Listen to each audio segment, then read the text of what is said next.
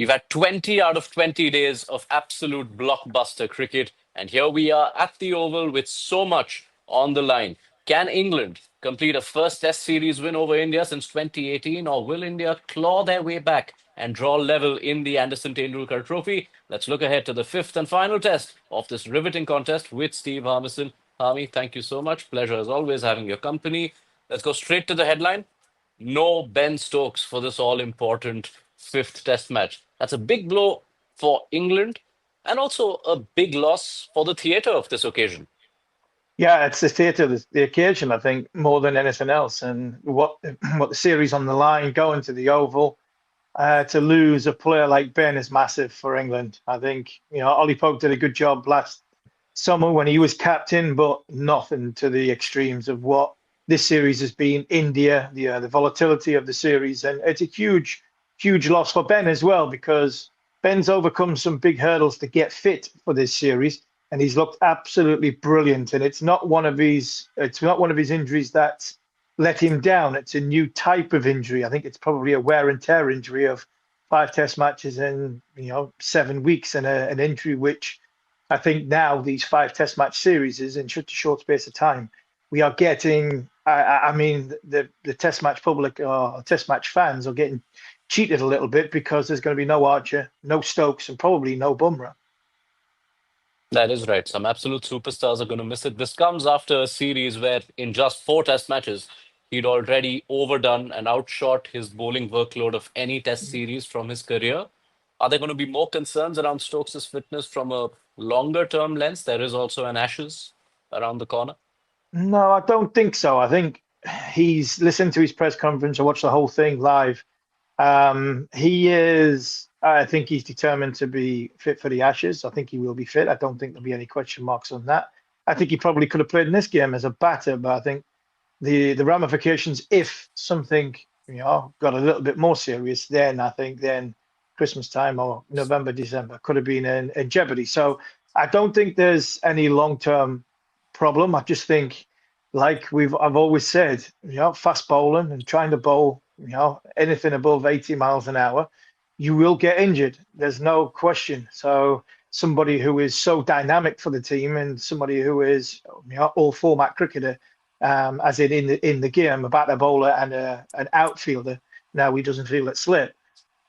He's going to run the risk of putting more and more stress on his body, and unfortunately, that's what's happened over the course of these last sort of 6 weeks, and that's why he's probably not been able to finish the series off the way he would like to have. But I don't think there's any problem with the Ashes. Right. But there's, of course, no replacing Ben Stokes and a cricketer who's got as many dimensions as Stokes does. But just how do you highlight the significance of this absence? This is the leading wicket taker of this series, who also happens to have more runs than most of the batters in this series. Yeah, I mean that's the hard part from an England selection point of view. Dawson played instead of Bashir in the last game. I didn't think Dawson was going to play in this game anyway, even if Stokes was fit. If he was fully fit, I expected Overton to play, or 4 out and out, fully fresh seamers. So I think because what's happened, Ben not being able to play, Jacob Bethel's come in to bowl a little bit of spin, and obviously he's got his batting. England have had to pick Chris Woakes. Not had to, as that sounds so disrespectful to Chris. But I think the one player that they had to sort of keep going with was the batting or the bowler that can bat. Cox was out on his feet. Couldn't trust Archer to go another time because we've asked a lot of him. So I think from an England point of view, England needed at least three fresh seamers.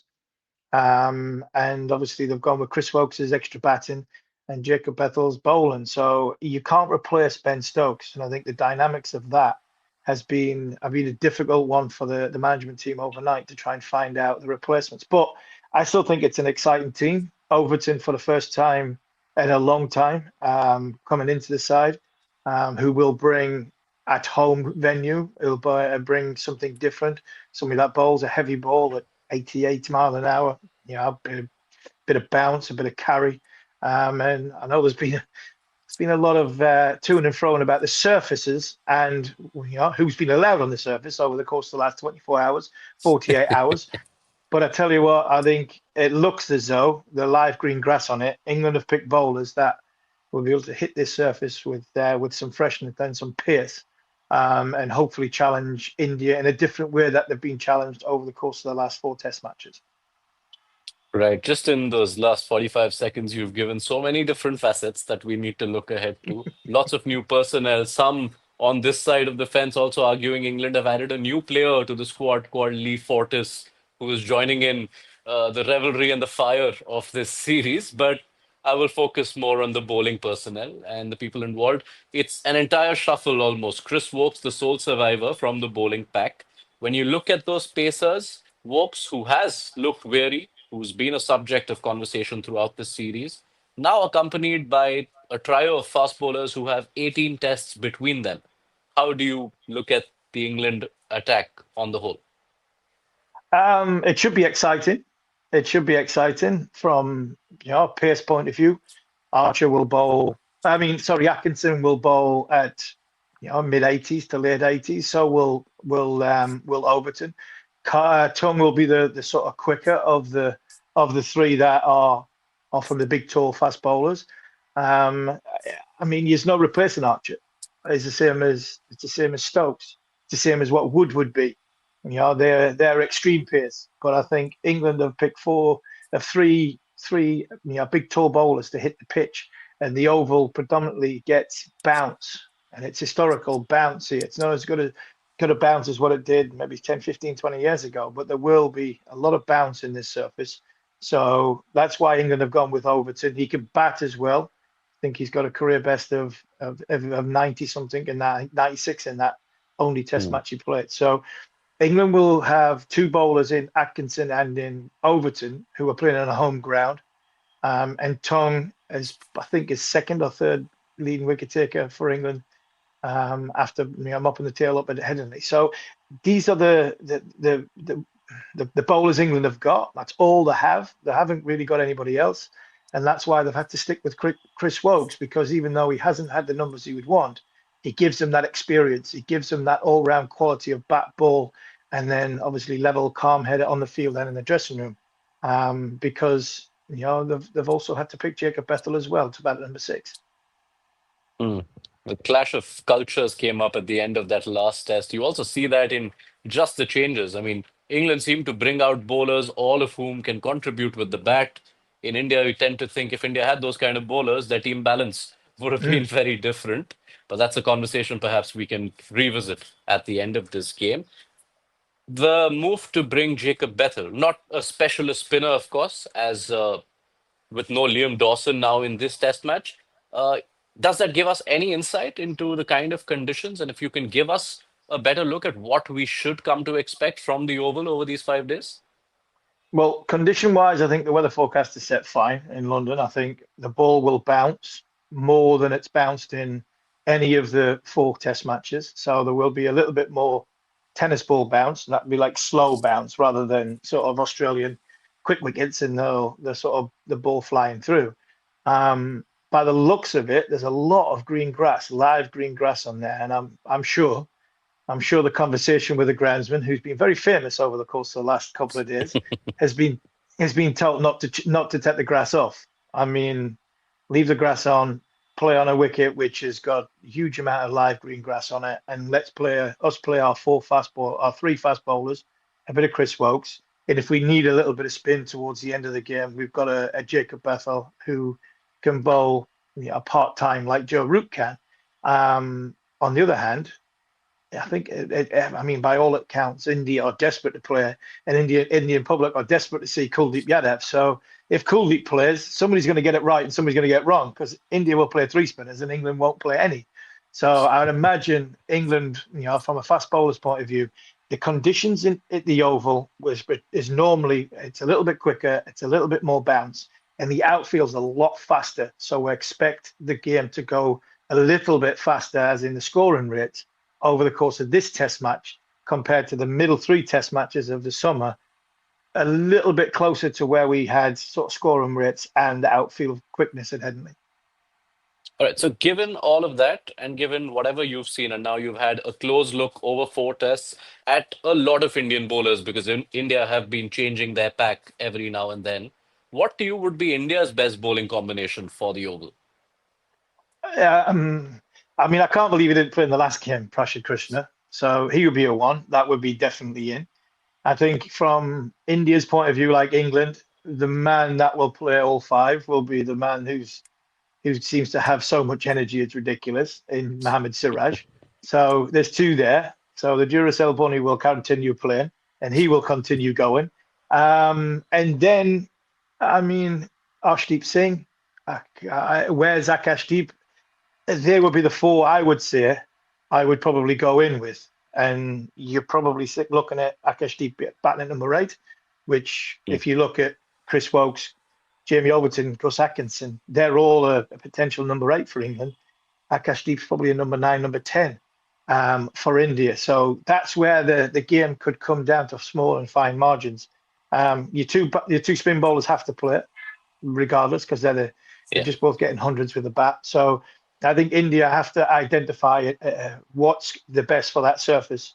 And I think because Bumrah won't play, Akashdeep, if he's fit to utilize the green grass in and around that 5 meter mark, you've got a swing bowler, and especially if England don't play a spin bowler in Arshdeep Singh to create footmarks on either side. And then I would have Krishna and Siraj, and they would be my four out and out seam bowlers to go and win the test match to draw the series in England, which I think would be a very, very good result for India.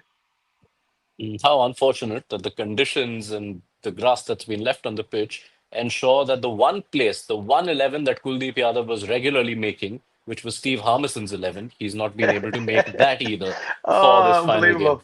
I was It desperate is trying to get unreal. him in the team. I was desperate to get him in the team, but I think Yeah. now Stokes is not fit. I can't Yeah. see England. I can't see it, anything other than green grass and no Kuldeep Yadav, unfortunately. All right. Now, with no Ben Stokes in this all important game and such a big reshuffle in the English pack, lots of pacers who haven't played for a while coming in, are India slightly ahead going into this game? Oof, I'm pleased you said it and I didn't because I was contemplating it. I must admit, I really, honestly, I do. I think you look at especially Shubman Gill. If you look at Shubman Gill against Joe Root, you look at Jadeja and Sundar against England's middle order. Smith's batting well at this moment in time. Yeah, Harry Brook, feast or famine. It could come down to them small margins, and them small margins could be India take it deep into the contest, and it will eventually spin because I mean it's been so dry in this country.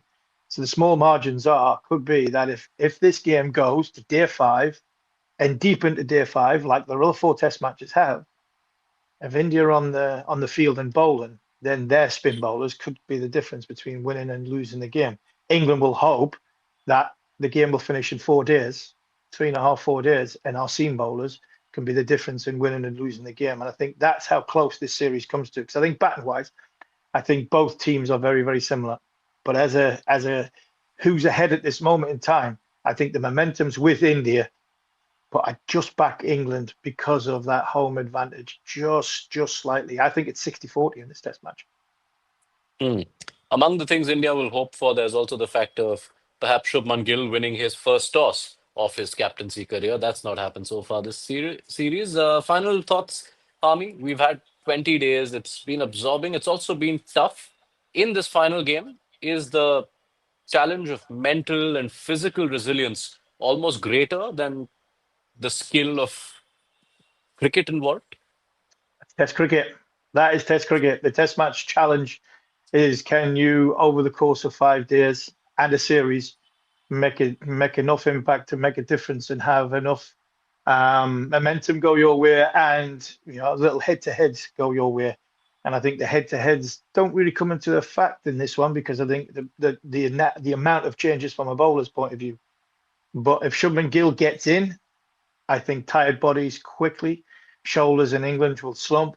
If Joe Root gets in, then tired bodies in India, would slump. And I think that's the little small margins I think is in this series because if somebody's had a good series, especially going into the fourth and fifth Test match, if they get on a roll again, I think there's only so many times mentally and physically you can go to that well and try and get some energy to try and make a difference. and them could be the difference between, I think, winning and losing. And I think the difference between winning and losing this test match could come down to simply both sides number fours on how many runs they score. Joe Root and Shubman Gill. All right. It has been everything. This test series has given us so much and more. And you've been brave enough to say 60-40. We've almost come to a place where we don't ask for any predictions, given the absurdity of some of the things that have happened. But I will take that 60-40 from you. And thank you so much, Hami, for setting up this fifth game. Can't wait to have your insights at the end of this, whichever way it finishes.